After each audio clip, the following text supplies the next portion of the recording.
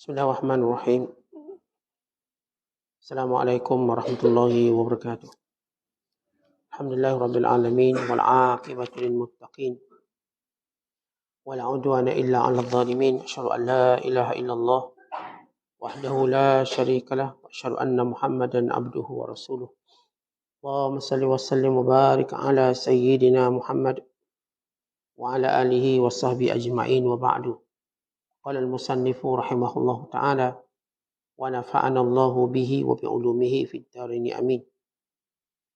Telah berkata Imam Al-Allamah Syekh Abdul Qasim Al-Qushairi, semoga Allah Ta'ala merahmatinya dan kita mendapat manfaat serta barakah ilmunya.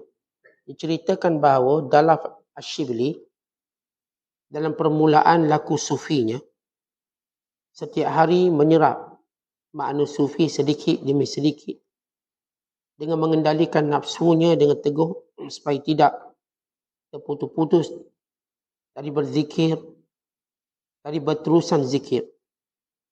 Jika sifat lupa memasuki hatinya, maka dia memukul nafsunya sampai pecah. Terkadang keteguhan ini lenyap sebelum menyentuh. Terkadang juga dia memukul pembatas dengan dua tangan dan dua kakinya. Dikatakan, zikir pada Allah dengan hati adalah pedang para murid. Dengan pedang itu mereka berperang melawan musuh-musuh dan menghalau beberapa penyakit yang mencuba mengganggunya. Musibah ketika membayangi hamba dan sempat menggetarkan hatinya, maka dia membatasinya, yakni mengatasinya. Dan semua yang dibenci pada saat itu juga dengan berzikir pada Allah. Muhammad Al-Wasiti pernah ditanya tentang zikir. Lalu dijawab, iaitu keluar dari medan kelupaan menuju kepastian musyahadah yang mampu mengalahkan tekanan ketakutan dan tarikan rasa cinta.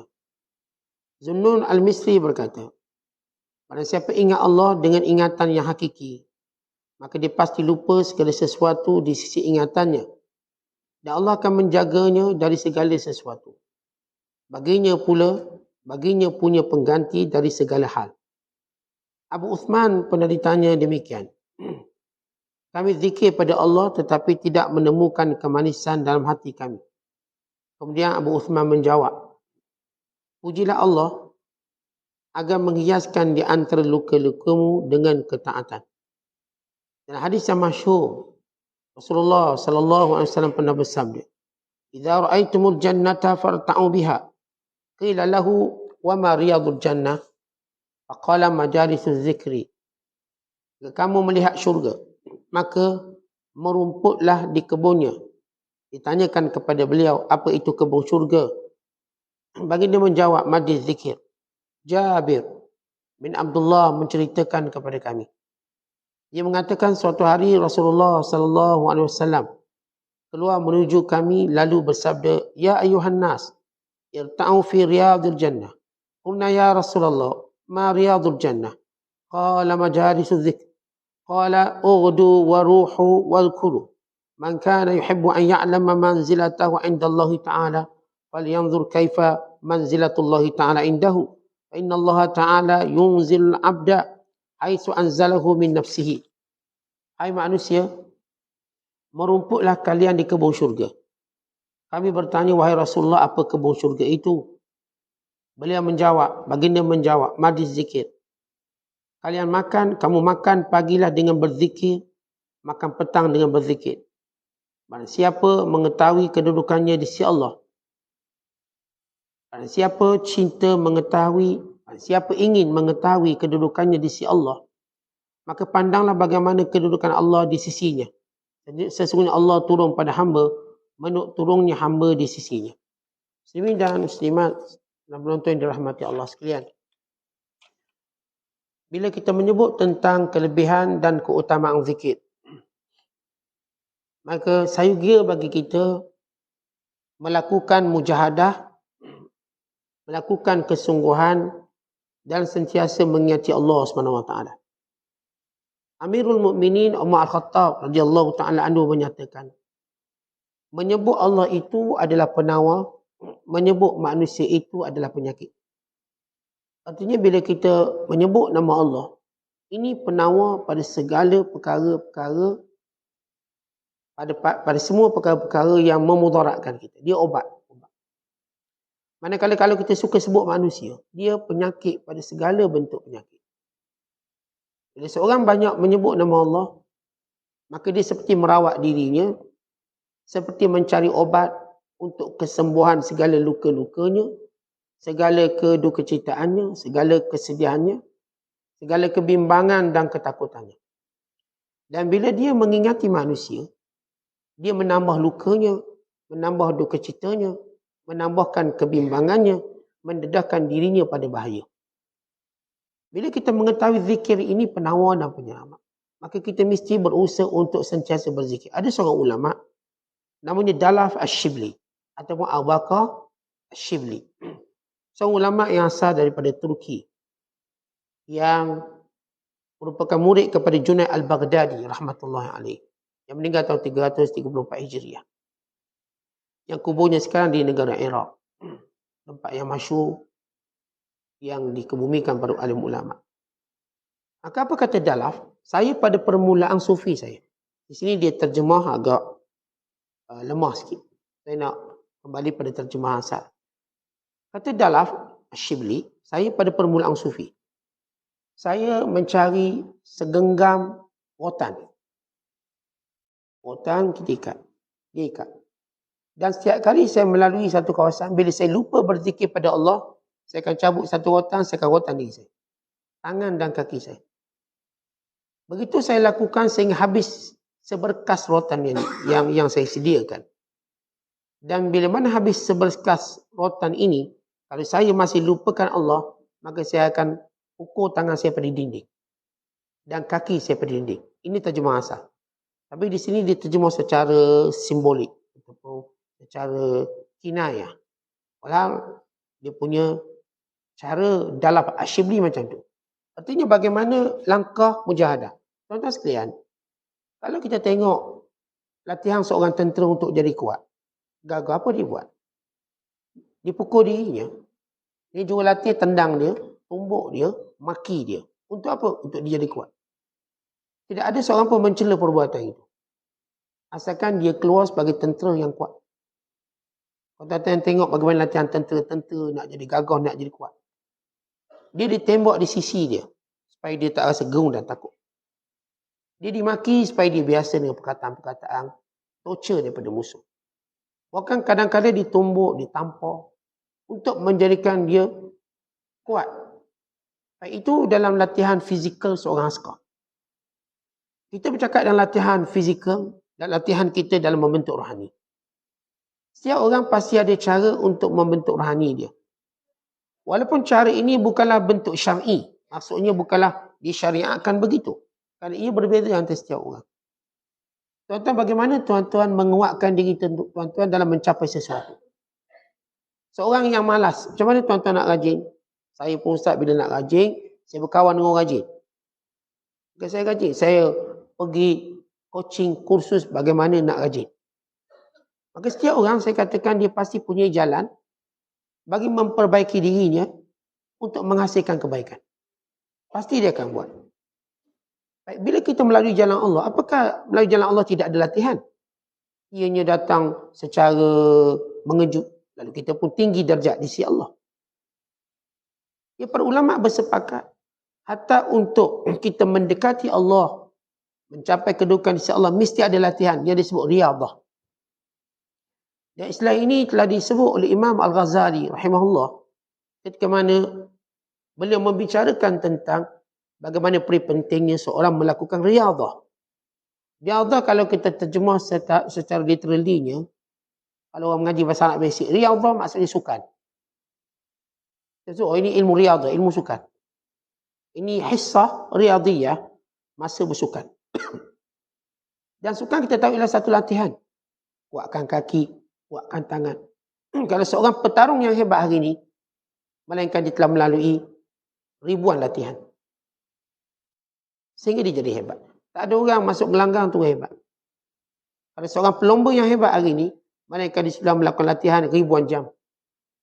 Kalau seorang pilot yang profesional hari ini, Melainkan dia sudah menerbangkan pesawat ini ribuan jam untuk dia mendapat profesional. Kerana sebelum dia nak terbangkan pesawat ke luar negara, dia perlukan berapa ribu jam. Kalau pesawat domestik, dia perlukan berapa ratus jam. Tahu dibenarkan untuk menerbangkan pesawat. Itu latihan. Tiba-tiba kita dalam mencapai maqam ni, insya-Allah kita kata, oh, no latihan. Mesti ada latihan. Dan Allah Ta'ala mensyariatkan latihan itu. Ada secara bentuk syariat. Ada yang Allah Ta'ala serahkan kepada kita. Bagaimana kita nak mendapatkannya. Yang diajar oleh Allah secara latihannya ialah dengan istiqamah, dengan kebaikan yang Allah perintahkan. Dengan berdoa kepada Allah Subhanahu Wa Ta'ala. Dengan meminta doa orang-orang soleh. Itu yang kita disyariatkan melakukannya. Tetapi bagi pihak kita sendiri, apa kita buat? Ini dalaf asyibli. Cara dia buat, dia ambil rotan, diikat seberkas. Dan dia mula berzikir pada Allah. Sekiranya dia lupa, dia akan rotan diri dia. Cabut rotan, dia rotan. Sampailah rotan tu pecah. Kemudian dia ambil lagi rotan. Dia rotan diri. Kalau setiap kali dia lupa Allah. Untuk dia berzikir berterusan. Maka dia terus berzikir dan berzikir.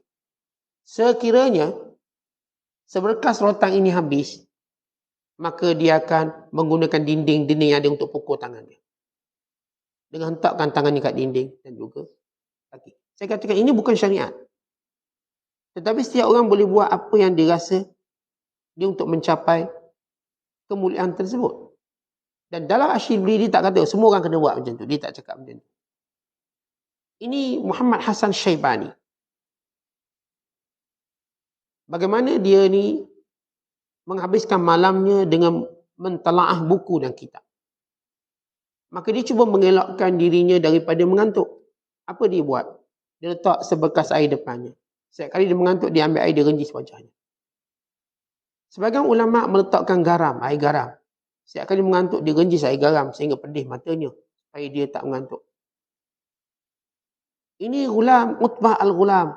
Setiap kali dia lemah beribadat, dia telah menggali di rumahnya satu lubang kubur untuk dimasuk dalam. Ini Maimun bin Mihran, guru kepada anak Umar bin Abdul Aziz. Melakukan perkara yang sama, menggali lubang di rumahnya sebagai lubang kubur dan memasukkan badannya bila mana dia rasa lemah ibadat. Setiap orang dibuat sesuatu, tapi dia tak ada kata awak ikutlah saya. Kerana saya katakan setiap orang dia mengenali dirinya kekuatan dan kelemahan. Bila diri kita kuat dan bila diri kita lemah, kita tahu. Waktu yang disebut oleh Abdullah bin Abbas, Iqbal dan Idbar. Kata ada hari mood kita baik sungguh. Ada hari mood kita ke belakang. Bila hari mood kita baik, perbanyakkan ibadat. Bila kita lemah idbar, rasa lemah, cuba tangani, jangan sampai terjatuh dan tergelincir. Jangan sampai terus tak ada. Ada hari, saya memang tak nak kuliah, malas. Tapi jangan sampai tergelincir terus, sampai terus tak nampak batang hidup. Bagaimana kita mengimbanginya? Ada hari saya begitu iqbal, begitu kuat. Perbanyakkan. Kerana ia akan membantu waktu lemah kita. Ia macam kita cari duit. Tetapi bila kita cari duit, ada hari kita untung banyak. Ada hari kita rugi. Maka pada hari kita untung banyak, buat banyak-banyak untung. Untuk cover kalau kita rugi nanti. Kalau kita rugi nanti bila datang rasa rugi, ataupun bila datang marhalah peringkat rugi, ambil yang kita untung, topak yang kita rugi supaya kita nampak macam untung. Akhirnya kita bersemangat kembali. Baik, demikian dalam ibadat. Kalau kita nak sebut contoh ratusan contoh, bagaimana setiap para ulama melakukan perkara-perkara kendiri mereka, macam mana nak menguatkan ibadat. Dalaf, dipukul diri dia. Ada yang saya kata genjis air di wajahnya. Ada yang gali lubang kubur. Ada yang mengambil rantai lalu mengikat dirinya. Dalam menggambarkan begitu ikatan dalam neraka. Maka ada yang caranya dengan mengiati mati. Supaya semangat dalam ibadat. Dan berzikir pada Allah Ta'ala. Ada dengan cara dia punya komitmen dengan majlis zikir. Supaya dia mampu berzikir. Tidak dia tak zikir. Macam kita lah, kita kalau nak baca buku seorang memang tak baca lah. Kita pun duduk ngetuk guru kita baca buku. Sebab tu kita ada peluang membaca. Anak-anak kita, kalau kita biar dia pandai sikit kat rumah, tak pandai dia. Kita hantar kat sekolah, biar dia dipandaikan oleh guru dia. Gurunya yang ajar dia sehingga dia pandai. Nak suruh dia pandai sendiri kat rumah baca buku, tak mungkin berlaku. Kita pun sama. Kadang-kadang kita tak mampu zikir, menyebut nama Allah banyak-banyak. Lalu kita duduk dalam majlis zikir, supaya kita dapat ingat Allah banyak-banyak. Kadang-kadang kita rasa macam malas, lalu kita hukum diri kita. Kita kata, okey, saya tak akan sarapan pagi, sehinggalah saya berzikir 1000 kali. Lagi tak siap, saya tak nak sarapan. Itu cara kita hukum diri kita. Saya tak mungkin tidur sehinggalah saya menghabisi zikir dengan tahap tertentu. Tidak, saya tak nak tidur. Saya akan berzikir. Bila kita ada kesungguhan untuk mujahadah dalam mengasihi Allah, Allah akan beri taufik pada kita. Sebab itu kita sebut la haula wala quwwata illa billah. Apa maksud la haula wala quwwata illa billah? Kata Imam Nawawi rahimahullah, ini kalimat tafwid wa taslim. Kalimah kita pasrah pada Allah. Apa maksud la haula wala quwwata? La haula maksud tidak ada upaya untuk kita menghalang maksiat dan kelekaan kealpaan. Wala quwwata, tak ada kekuatan buat taat illa billah, melainkan dengan pertolongan Allah. Dikatakan bahawa malaikat-malaikat yang pikul arasy Allah, tentang arasy Allah ni berat. Yang memikul arasy Allah ini dah malaikat paling perkasa dan gagah. Namun mereka juga tak mampu. Lalu mereka berkata la haula wala quwwata illa billah, dan itu zikir mereka. Waktu mereka memikul arasy yang berat, mereka berzikir la haula wala quwwata illa billah. Kata kita ni tuan-tuan, ada taat susah kita nak buat. Ada maksiat susah kita nak tinggal. Ayo, kita nak taat untuk berzikir dan tempoh yang panjang susah. Bukan senang. Kita nak tinggalkan maksiat, tak mampu tinggal terus. Maka kita mencari suatu zikir yang mampu menghasilkan zikir yang lain. Kita nak cari satu zikir, satu sebutan nama Allah yang menjadikan terhalang kita buat maksiat. Maka mukaddimah dalam makna zikir itu, kata ulama, ialah ungkapan la haula wala quwwata illa billah. Tengok, saya kata saya ni nak komitmen zikir 100 kali sehari. Ini starting hari Jumaat. Saya nak selawat pada Nabi SAW 100 kali. Tapi berat 100 kali. Berat. Maka mulakan dengan la haula wala quwwata illa billah. Dan berzikir. Saya nak start kuliah hari ni. Nak start hari Jumaat ni, start kuliah lah.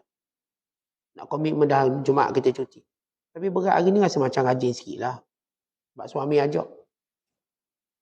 Hari ni sebab suami atau isteri ajak. Hari ni rasa macam malam tak tidur, baik pergi kuliah. Tapi kita nak meneruskan untuk waktu-waktu yang datang, kita tak pasti kuat tak kuat. Atau mungkin kita rasa saya tak mampu. Maka sebutlah la haula wala quwwata illa billah. Ini pelaburan pertama sebelum tuan-tuan berzikir. Dan ini pelaburan pertama sebelum kita mulakan bisnes kita dengan Allah. Maksudnya berniaga dengan Allah dalam mencari ketaatan kepada-Nya. Sebut la haula wala quwwata illa billah. Tiada daya untuk tinggalkan maksiat. Tiada upaya untuk buat taat, melainkan dengan pertolongan Allah. Kita minta tolongan Allah. Supaya saya dapat zikir setiap hari. Setiap hari Jumaat, saya boleh ingat Allah dengan lebih baik. Saya nak mulakan hari Jumaat, pergi masjid awal. Sebagai cara untuk memperbanyakkan masa dengan Allah.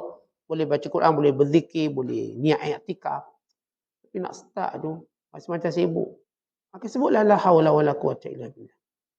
Moga Allah bantu kita untuk mengingat, menjadikan kita paling banyak ingat Allah SWT. Ini secara mukaddimah.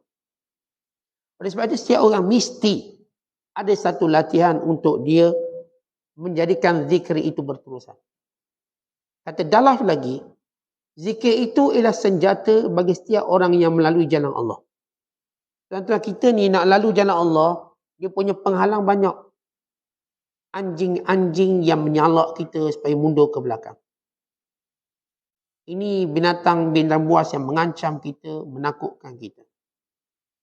Dalam perjalanan menuju Allah, pelbagai bentuk rintangan dan pelbagai bentuk cubaan yang kita bakal lalui. Maka apa senjata kita? Kita tak kisah banyak mana penghalangan selagi mana kita ada senjata. Saya berani melalui belantara yang luas kalau di tangan saya ada senjata. Saya tak takut. Datang apa pun saya tembak. Saya bom. Dan saya pun ada baju kalis peluru, kalis cakar. Saya pun ada helmet keselamatan. Saya kalau lengkap dengan segala persenjataan, apa saya takut kalau saya nak berjalan seorang diri?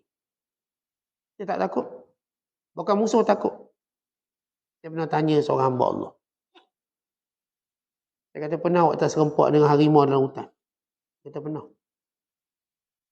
Tapi harimau ni, Ustaz, saya bawa senjata, dia bau belerang senjata, dia dah takut. Bukan senjata. Kita tembak, bau belerang depan tu, dia bau je dia lari. Dia tahu ini bahayakan dia. Mana saya tak perlu nak sergah dia, even tak perlu nak tembak dia, cukup bau belerang dia dah lari. Kita lihat, bila kita ada senjata, apa tuan-tuan takut? Dan senjata bagi orang yang nak melalui jalan Allah ini ialah zikir. Zikir adalah senjata kita. Kita nak bangun malam, kita nak baca Quran, kita nak tinggalkan maksiat itu, kita nak jadikan diri kita lebih baik, maka apa senjata kita dalam menghadapi segala bentuk-bentuk halangan-halangan ini? Zikrullah. Sebab itu dipanggil zikrullah ini ialah benteng orang beriman. Benteng orang beriman. Banyakkan berzikir. Akhirnya tuan-tuan boleh membunuh sifat malas. Tuan-tuan boleh membunuh sifat dengki. Tuan-tuan boleh membunuh sifat marah. Tuan-tuan boleh membunuh segala sifat-sifat yang buruk yang menjejaskan hubungan kita dengan Allah. Kealpaan, kelalaian. Banyakkan zikir. Ini senjata. Kata Dalaf, bagi orang muridin, zikir itulah senjata dia dan melalui jalan Allah SWT. Dan dengan senjata itu, dia akan menghalau penyakit-penyakit yang ganggunya dan musibah-musibah yang akan menakutkannya dan juga melindungi dia daripada semua perkara yang dibimbangi. Tentang manusia ni ialah makhluk yang penuh kebimbangan. Dia tak macam binatang. Kita bila ada akal, untuk kita cari jalan keluar, untuk kita cari jalan selamat. Dan sebenarnya akal yang sama mewujudkan kebimbangan pada kita. Tuan-tuan cari duit. Oh, saya tak ada duit, cari duit. Akal tu yang membimbangkan tuan-tuan sehingga tuan-tuan cari duit. Akal tu yang menakut-nakutkan tuan-tuan tentang masa depan. Sebab itu akal bila dikunci dengan iman, maka dia akan punyai batasan dalam mengarah, dalam memikirkan sesuatu untuk kita. Tapi kalau akal tak ada iman, dia merosakkan kita. Sebagaimana akal beri manfaat pada kita, dia juga merosakkan kita. Tuan-tuan, akal ni kalau kita sebut dia sebagai obat. Kalau kita sebut obat. Maka obat tetap dimakan dengan catuan dia. Kalau Panadol ni makan sebiji sehari, tuan-tuan makan 10 biji sehari, jadi apa? Panadol. Paracetamol ni yang kita tahu bagus misalnya. Kalau pening kepala, kalau sakit perut, kalau sekian, sakit. Tuan-tuan makan, insya-Allah sembuh. Dengan izin Allah. Tapi apakah tuan-tuan akan makan banyak? Tuan-tuan kira, saya ni demam, Ustaz. Doktor kata kalau makan Panadol, insya-Allah lah baiklah. Saya tanya kalau makan agak-agak, dia punya tindak balas dia berapa minit? Ni kalau awak makan, lepas sejam okey. Saya pun kira bahasa matematik saya, kalau sebiji, sejam. Kalau 5 biji, 20 minit. Maknanya kalau saya makan 5 biji, 20 minit sembuh. Kalau saya makan banyak lagi, 50 biji, 2 minit je sembuh. Telang 50 biji, 2 minit mati. Apa maksudnya daripada analogi mudah ini? Ini akal kita. Tuan-tuan yang orang-orang yang mempertuhankan akal, memperdewakan akal tanpa keimanan kepada Allah, dia merosakkan diri dia. Dia bercakap sehingga bahasa-bahasa bukan sekadar rosak akidah dia. Dia punya bimbang macam tak ada Tuhan. Dia punya bimbang sehingga lupa pada takdir Allah. Dia punya bimbang sampai lupa ketentuan Allah. Kata akal mesti tunduk dengan iman. Saya akan berfikir, tapi saya tunduk dengan iman. Jangan fikir uduh-uduh, buruk-buruk. Ini ada kisah akal yang buruk. Seorang ibu punya 2 orang anak perempuan. Dan kedua-duanya berkahwin. Ibu ni dia meracuni anak perempuannya berkata, kamu kalau kahwin hati-hati, suami kamu mungkin menceraikan kamu. Ni baru kahwin dah cerita cerai. Akan meracuni dia. Oleh kerana itu bila kamu dengan suami kamu, minta duit banyak-banyak. Simpan duit banyak-banyak. Jangan percaya suami kamu. Nanti kalau diceraikan kamu dah ada duit banyak. Minta lah ikut mana pun minta. Ikut kanan, ikut kiri. Ya, rumah pun tukar nama siap-siap. Kereta tukar nama siap-siap. Semua. Ini bagaimana si ibu yang mentoksikkan akal anak dia. Walaupun tak rasa bimbang Ustaz zaman sekarang. Dengar cerita kahwin cerai. Kita punya takut, kita pun cakap. Walau kita dah merosakkan trust, kepercayaan dalam rumah tangga. Rumah tangga bukan dibina dengan prasangka prejudis pada suami. Atau sebaliknya. Bukan begitu. Tapi ramai perempuan berfikir begitu. Kenapa kita kerja? Saat kahwin-kahwin, dia tendangnya kita, dicerai kita, ada kerja. Ini otak toksik berfikir. Saya dilupa bagaimana pecah rezeki. Ini ditanya perempuan-perempuan di Amerika. Kenapa kamu simpan kuku banyak? Maka kata mereka, kalau kami bergaduh dengan suami, kami cakap muka suami. Kita lihat bagaimana toksiknya. Akhirnya benar keganasan rumah tangga di Amerika Syarikat. 75%. Lalu ada perempuan kata kita belajar boxing. Kita belajar MMA. Berbagai bentuk seni bertanding. Kalau suami kita bully kita boleh buat. Kita boleh lawan. Akhirnya lagi teruk dia kena bully. Asal lelaki dia mungkin lepuk sikit atas kepala. Dia tahan macam pendekar. Suami dia pun bagilah. Tumbukan lain pula. Tumbukan tanpa bayang. Tahu-tahu lekat je penumbuk. So isi ni lawan. Suami dia bagi lagi. Penendang tanpa bayang. Peringkat ketiga. Artinya, bukan begitu cara melakukannya. Kadang-kadang dengan tidak membalasnya, kita selamat. Kita selamat. Membalasnya lagi teruk kadang-kadang. Terutamanya orang ni, dia bertindak. Waktu dia marah, waktu dia okey. Waktu dia marah. Dan waktu tu bukanlah seluruh hidup dia. Ada waktu dia kena provokasi sekian-sekian. Secara umumnya dia baik, dia bagus. Cuma kadang-kadang dia tergelincir. Kadang-kadang. Kalau kita dah kenal watak sama kita dari awal jahat dah, itu cerita lain. Saya kata, kadang-kadang suami ni keseluruhan dia, markah dia 90% dia bagus. 10%. Waktu kena provok, dia pun teruklah sikit. Waktu kita duk makan hamung dia teruklah sikit. Waktu kita ungkit-ungkit, dia pun teruklah sikit. Average dia okey. Sebab tu anak kita 7 orang, 8 orang. Dia okey. Itu kita boleh rumah tangga di 20 tahun, 30 tahun. Baik, kembali tentang ibu yang tanam toksik ni. Anak kedua dia cakap benda yang sama. Tapi anak kedua tak buat. Anak kedua kata, saya tak mungkin melakukan kezaliman pada suami saya. Saya tak pernah fikir suami saya akan ceraikan saya. Saya cuma fikir, saya jadi isteri, saya nak buat baik pada dia. Itu je saya fikir, saya tak pernah fikir negatif. Kata yang ni dia fikir negatif. Akhirnya apa yang dia fikir berlaku pada diri kita. Yang ni pula dia tak fikir negatif. Dia tahu bila dia jadi isteri, dia tak perlu buat sangka suami dia akan cerai dia. Zalim dia tak. Dia buat apa yang menjadi tanggungjawab dia. Akhirnya dapati suami dia buat apa yang menjadi tanggungjawab suami dia. Dan kita kalau nak dia pelakukan baik. Bukan dengan cara kita prejudis pada orang lain. Tapi bila kita nak dia pelakukan baik, tuan-tuan pelakukan baik dengan orang yang tuan-tuan bermuamalah. Tuan-tuan akan dapat baik. Tuan-tuan singa yang ganas. Kalau tuan-tuan buat baik, dia pun baik dengan kita. Akhirnya singa boleh tidur dengan kita. Tuan-tuan buat baik dengan singa. Tapi ada cara dia lah, buat baik. Yang buat baik dengan anjing, anjing boleh jadi hamba dia. Buat baik dengan anjing. Kan tuan-tuan tengok dalam rancangan-rancangan binatang-binatang tu. Bila manusia buat baik pada binatang ni, binatang ni berkhidmat pada manusia. Tuan-tuan, ini kan manusia yang, bukanlah manusia ni binatang, orang-orang. Yang kebaikan kita diingat.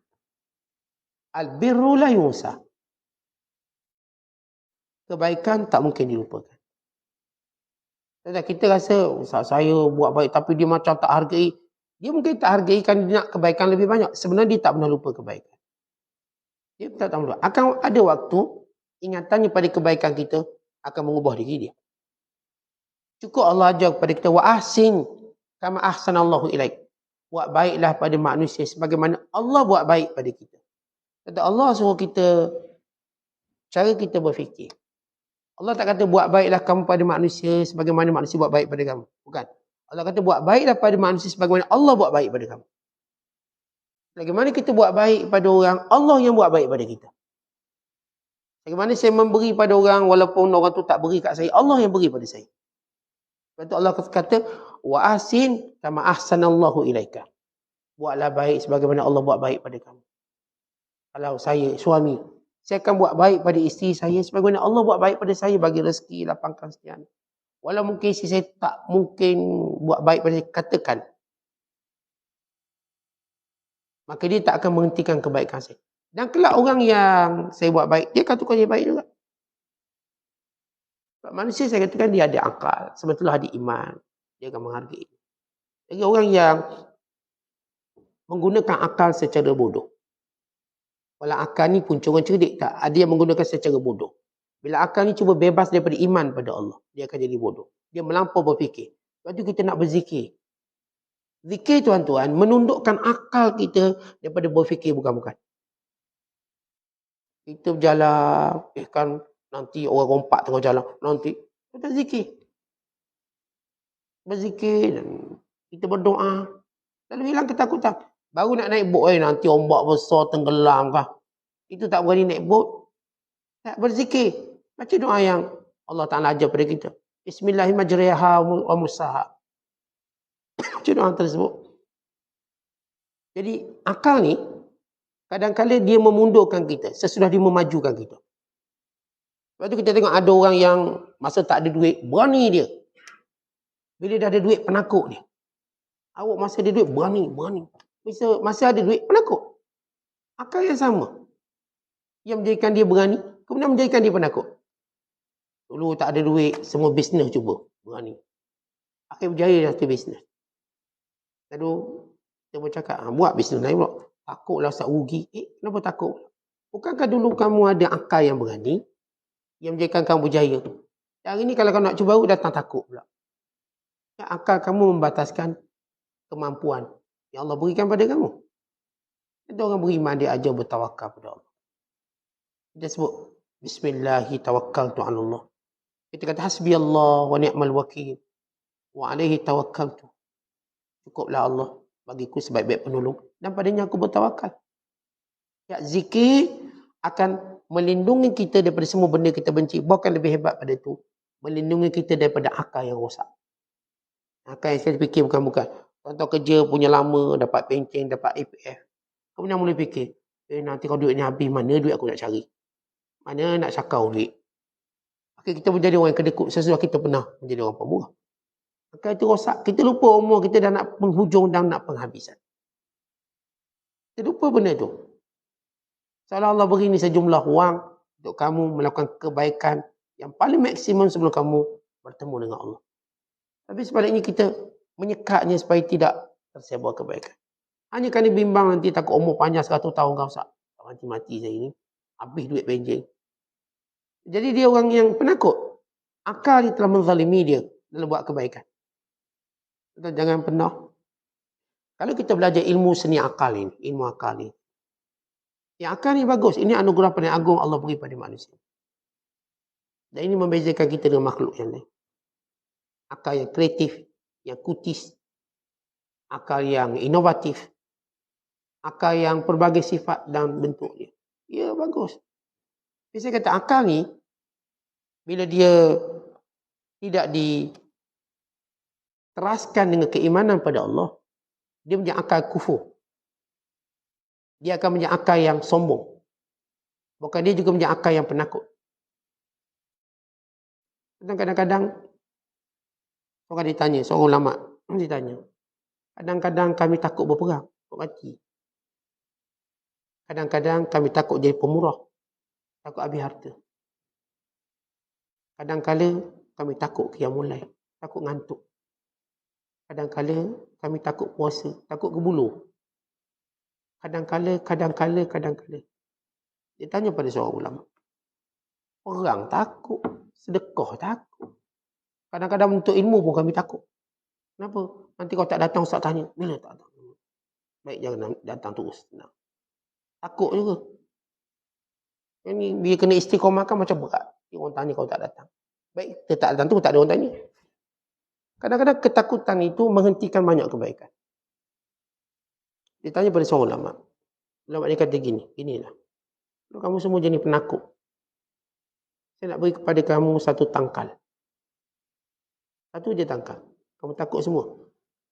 Nak sedekah takut duit hilang, duit kurang. Nak mulai takut ngantuk. Nak perang takut mati.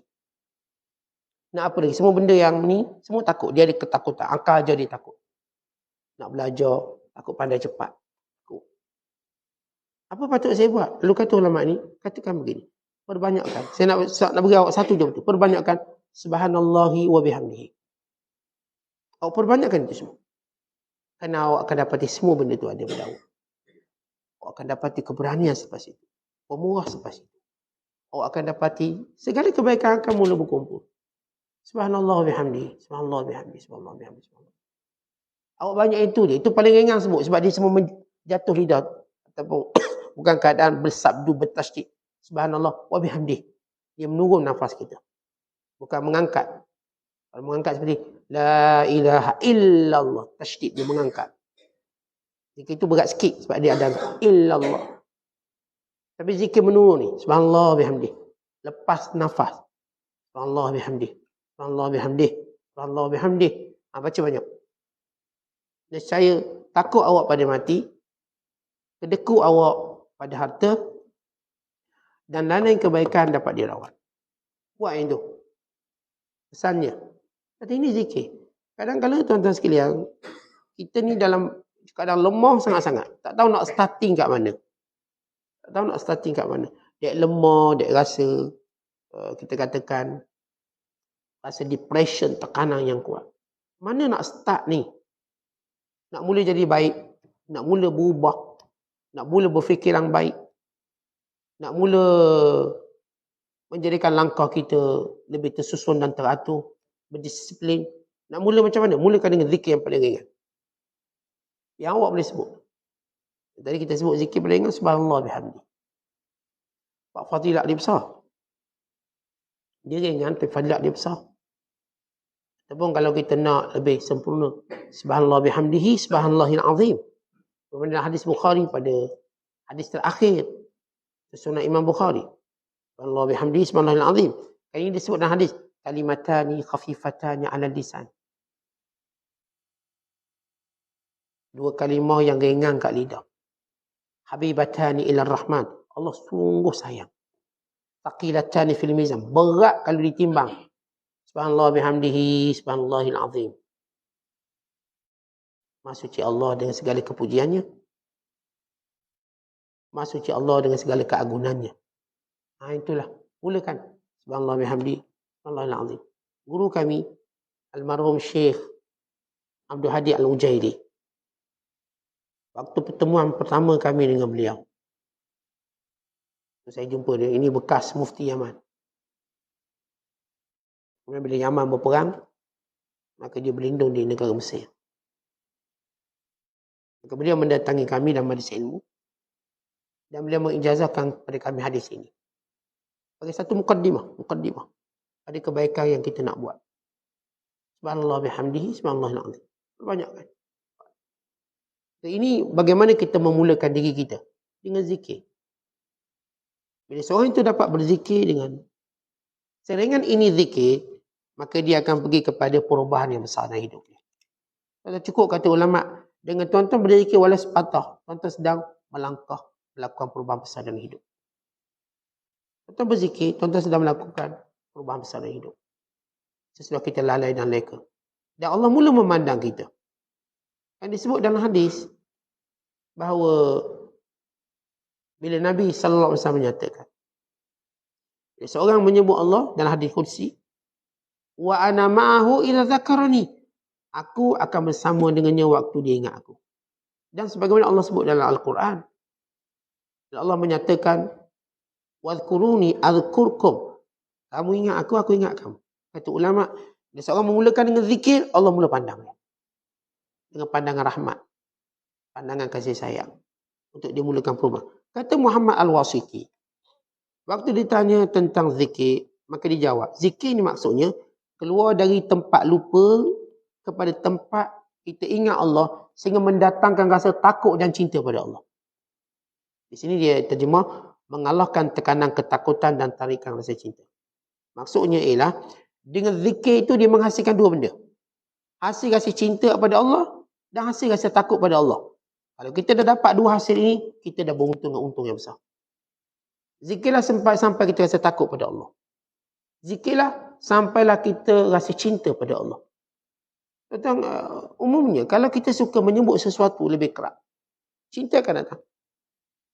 Cuba tuan-tuan, tiap-tiap hari tuan-tuan sebut satu benda. Satu benda, tiap-tiap hari tapi sebut. Tuan-tuan sebut nasi dagang, contoh. Sedap makan nasi dagang. Sebut lagi. Sedap, nasi dagang ni sedap. Ada ikan tongkol, ikan air. Makan pula waktu pagi, kopi panas. Makan pula kawan, kawan pula belanja. Sedap. Tuan-tuan cerita berapa hari, tuan-tuan mesti cari nasi dagang. Mesti cari. Mula teringat. Kerana seorang bila disebut kerap kali, dia mula rasa cinta. Dan bila disebut banyak kali, dia mula rasa takut terlepas nasi dagang habis. Lambat-lambat habis nasi dagang ni. Tu pergi viral beratur tu. Apa, takut habis. Tengok ada satu kedai nasi dagang kat Terengganu. Apa nama terkenal lah. Saya tak sebut nanti kan penuh pula orang. Kita pun, kakak nak makan beratur. Sampai gelerang saya. Sampai gelerang. Betul-betul habis nasi dagang. Tapi saya sempat lah. Yang belakang tak apa. Tengok jam pukul 9. Ini restoran ni boleh habis nasi dagang. Kakak saya tanya, ni berapa gantang buat ni sampai cepat semua habis. Tak tahu orang ramai buat banyak. Kita dah banyak buat tak dan ni. Kederak tak dan. Ini kekuatan. Jadi yang beratur ni dia punya takut. Nanti esok datang awal lagi dia.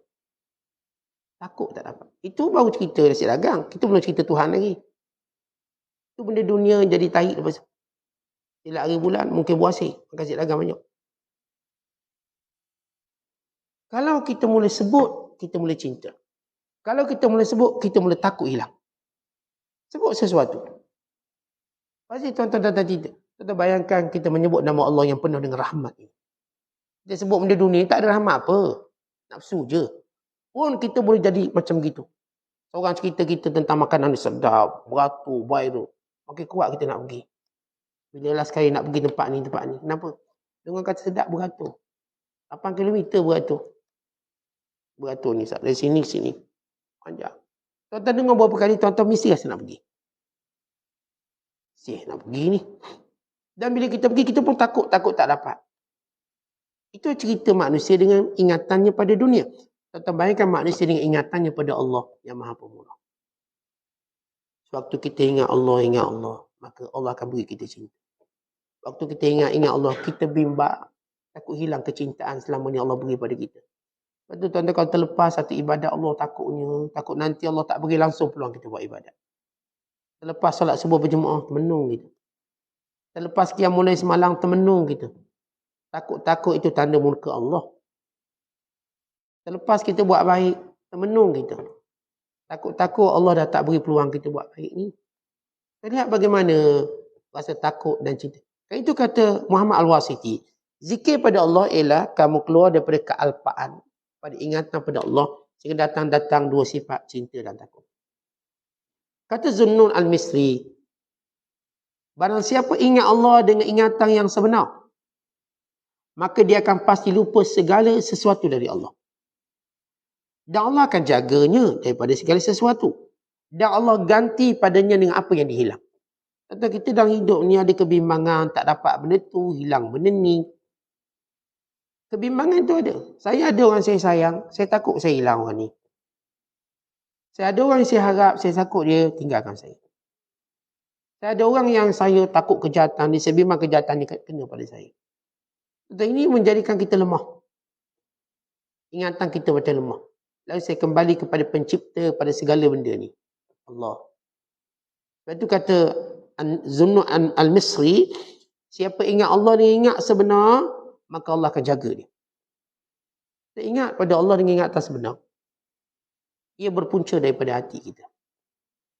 Al-Imam An-Nawawi rahimahullah ta'ala menyatakan, zikir dalam hati itu ada dua jenis. Yang pertama, zikir dengan melihat kebesaran Allah, keagungannya pada semua perkara. Allah Maha Agung. Allah Maha Hebat. Allah yang ciptakan. Allah yang kuasai. Allah yang menghendaki. Duk fikir Allah yang agung tadi. Ia melakukan zikir pada hebat dalam hati. Yang kedua kata An-Nawawi rahimahullah, iaitu dia zikir maksudnya ingat setiap perintah dan larangan Allah dalam hati dia. Setiap kali nak buat benda ni, ni Tuhan larang lah. Setiap kali nak buat benda ni, ni Allah suruh ni, saya kena buat ni. Setiap kali dia mendatangi sesuatu, dia ingat dalam hatinya, ini perintah atau ini larangan. Baru kita nak ambil, ni hak orang mana boleh ambil. Datang, ingatan hati. Itu zikir. Itu zikir hati namanya. Dalam imtithal, dalam mentaati perintah dan larangan. Kalau orang ada macam ni, tuan-tuan, dia hebat. Hati dia. Dia bukan sekadar mulut sebut subhanallah, alhamdulillah. Apa? Hatinya sentiasa merenung kebesaran Allah. Pergi mana-mana pun lihat kebesaran Allah. Dia pergi ke pantai, pergi ke gunung. Dia melihat semua dunia ni, gempa bumi dan sebagainya, lihat kebesaran Allah. Kalau Allah nak menghendaki sesuatu kejap.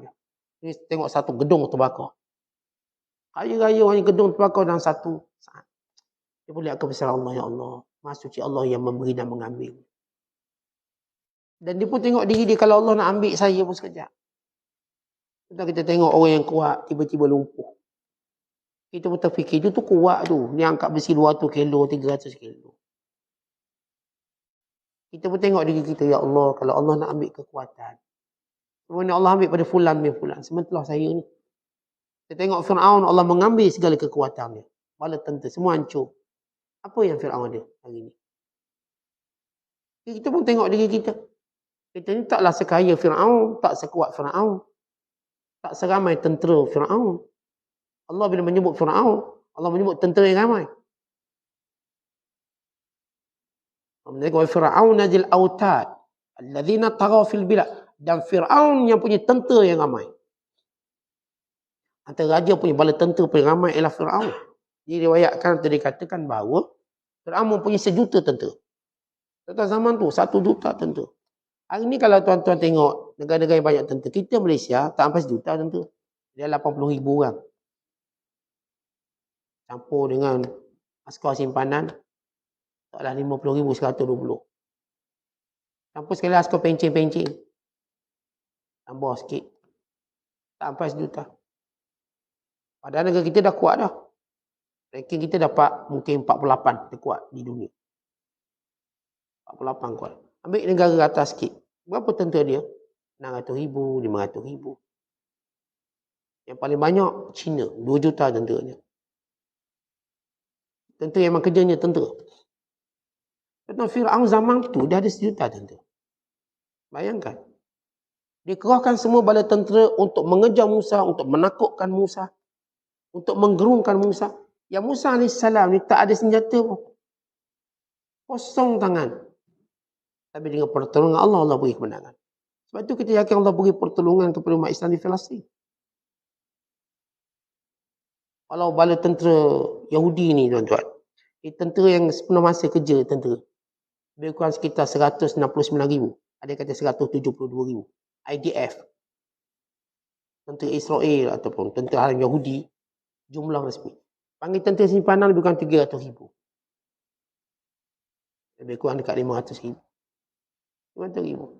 Tak sebesar tentera Fir'aun. Dan mereka masih lagi takut dengan senjata yang orang Islam ada. Kata Musa senjata pun tak ada. Ada tongkat je. Tapi dengan pertolongan Allah, lihat bagaimana Allah hancurkan semua. Dan kita yakin bila semangat tawakal tu benar, umat Islam akan menang. Umat Islam tak akan kalah. Kalau ini umat Bani Israel, ini kan pula umat Muhammad yang Allah pilih. Pasti akan menang. Jadi kalau kita lihat bagaimana fungsi zikir tadi yang saya sebut. Dalam hati itu rasa kebesaran Allah. Yang kedua, bagaimana disebut oleh Imam An-Nawawi rahimahullah ta'ala. Yang kedua ialah, setiap kali tuan-tuan nak buat sesuatu, tuan-tuan tahu ini perintah ke larangan. Maka itu zikir yang agung. Maka orang yang berzikir macam ni, Allah Ta'ala akan ganti setiap yang hilang pada dia. Kadang-kadang kita tinggal yang haram, ini tinggal yang haram. Macam mana pendapatan kita? Allah ganti yang baik. Kadang-kadang kita buat yang halal ni, tapi rasa macam tak untung banyak ni. Allah ganti lebih baik. Allah akan ganti lebih baik. Sebab itu, yakin pada Allah yang maha pemberi rezeki. Allah boleh menjadikan rezeki itu dengan fungsi yang pelbagai. Kita nampak macam rezeki itu satu, dia boleh berfungsi banyak. Bagaimana kalau kita tengok pisau? Bagi kita yang akal pendek pisau potong, kerjanya potong. Tapi Allah boleh jadikan pisau lebih pada itu. Dengan sifat dia. Allah boleh jadikan. Kerana sifat pemotong tu pada akal kita. Tapi Allah boleh jadikan lebih daripada itu fungsinya. Kata harta kita nampak RM100. RM100 ni duk kira congak-congak beli nasi kat awuk 20 buku habis. Kita congaknya macam tu. Ni RM100 bayar tu habis. Tapi bila Allah tambahkan keberkatan dia tak akan habis. Kita duk fikir cara otak kita, ni kalau RM100,000 lama ni sebulan. Fikir cara otak kita. Tapi kalau Allah kendaki bukan sebulan, sejam habis. Kena scam sekali. RM100,000 hilang. Hilang perancangan kita tu. Kita duk rancang duit pension adalah RM400,000. Kita dah kira RM400,000, gaji RM20,000, buat rumah RM100,000, duk main K. Last kali tak jadi macam tu. Tak jadi macam tu. Habis macam tu je. Umur tua-tua jatuh cinta, kena scam cinta. Habis. Duit habis. Ini cerita realiti yang berlaku pada ramai orang. Ramai orang ni rugi juta. Bercinta dalam Facebook, muka pun tak kenal. Tapi begitu bila Allah Ta'ala menentukan sesuatu. Supaya kita tahu keberkatan rezeki datang dari Allah. Aturan rezeki sebenarnya datang dari Allah, bukan kita. Kita cuma cadang. Begini. Hari tua saya duit begini, begitu. Sebab itu dengan mengingati Allah, maka Allah ganti apa yang hilang. Allah hilangkan apa yang kita takut. Allah jadikan apa yang kita takut itu tidak akan berlaku. Kita zikir. Zikir pada Allah. Saya ingat ada seorang hamba Allah. Cerita ringkasnya beginilah cerita ni. Tak ada cerita detail sangat. Ringkas. Dia kata, Ustaz, saya nak pergi Penang seorang hamba Allah. Tapi saya takut kena tetak dia ayah dia. Tetak. Dia ada buat salah lah. Nak tetak. Dia pun sebut kat mana ni? Dia pun sebutlah satu jarak. Saya kata gini, awak pergi dulu. Sampai sana awak telefon saya. Pergi je dulu. Ibu mana kena tetak ni, memang kena tetak. Sebab dia buat salah besar. Tapi dia insah. Obat.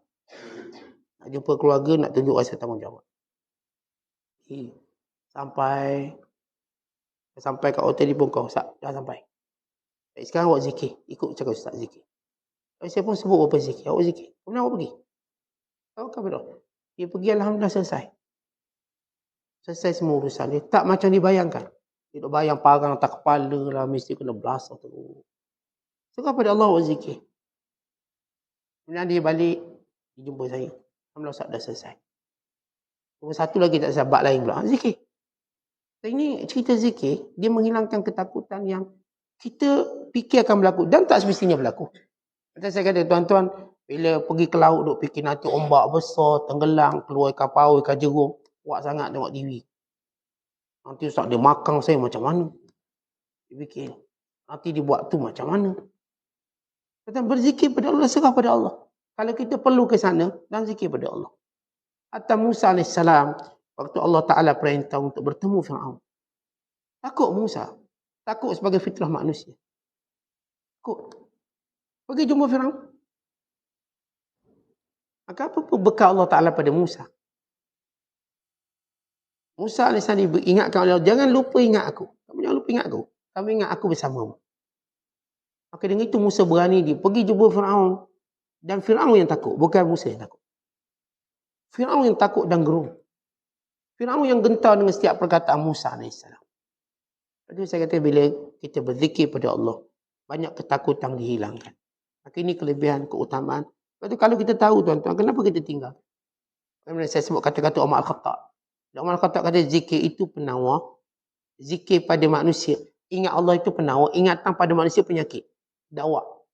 Makin tuan-tuan ingat manusia, makin tuan-tuan ada penyakit. Kita ingat Allah, makin kita sembuh. Sebab itu penawar.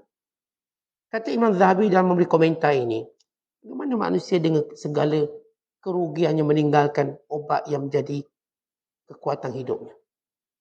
Sedang kita kalau tuan-tuan atau tuan-tuan ada penyakit, kat mana pun tuan-tuan pergi, tuan-tuan buat ubat. Kadang-kadang kita nak travel, ni tulis yang guide, kita beritahu, okay, siapa yang ada obat-obat tertentu, jangan lupa bawa. Kalau kita manusia memang ada penyakit banyak. Kebimbangan, ketakutan, kesedihan, macam-macam. Maka selalu bawa obat.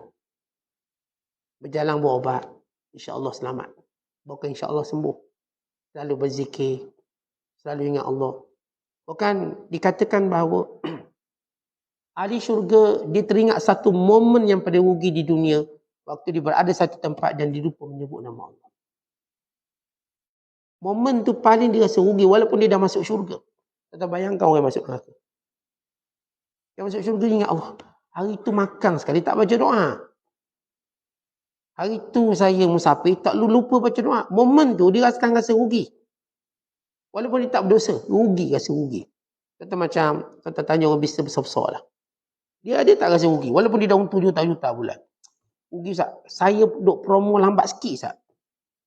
Untung tak? Untung juga boleh dah 20 juta. Tapi kalau awal sikit mungkin 40 juta. Macam tu. Pada ada banyak orang ni. Dia tetap melihat momen yang dia rugi. Walau dia tak rugi apa secara umumnya. Bila dia dah ahli syurga, tak rugi apa. Allah dah namakan dia sebagai ahli sa'adah, ahli bahagia. Namun dia sebagai orang yang merasa hebatnya zikir. Kenapa saya boleh terlupa benda tu? Walau saya dah duduk. Kadang-kadang tuan-tuan kita dah duduk masjid lama, lupa nak etikaf. Oh lah nak etikaf. Bila khatib beritahu, baru teringat, tak etikaf. Sejam dah duduk masjid. Lupa nak niat etikaf, ruginya kita. Pada momen tu momen kita mendapat pahala percuma. Ini mendapat pahala yang mudah. Sebab itu orang yang berzikir tidak pernah akan menyesal. Dan orang yang berzikir tidak pernah ditinggalkan. Dan orang yang berzikir tidak pernah dikecewakan. Maka zikir menjadi nafas, bukan menjadi saya katakan cara hidup kita orang beriman. Ingat Allah, walau sepatah tuan-tuan, kita mula mengalih pandangan Allah pada kita. Bayangkan orang yang ingat Allah secara betul. Wallahu bisawab. Assalamualaikum.